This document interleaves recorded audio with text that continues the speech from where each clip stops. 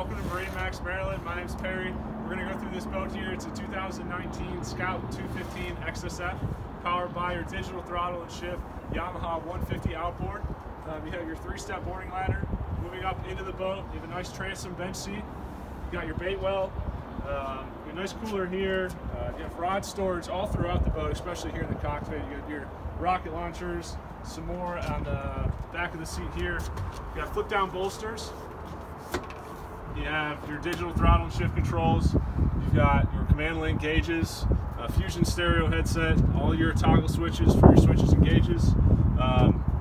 Lots of more storage throughout the boat. You'll notice as we go through this video. Again, mesh storage to the Bimini T-top. Moving forward, go through lots of storage here in the center console. You can put a porta potty in there, or just more room for all your whatever you're using out there on the bay today.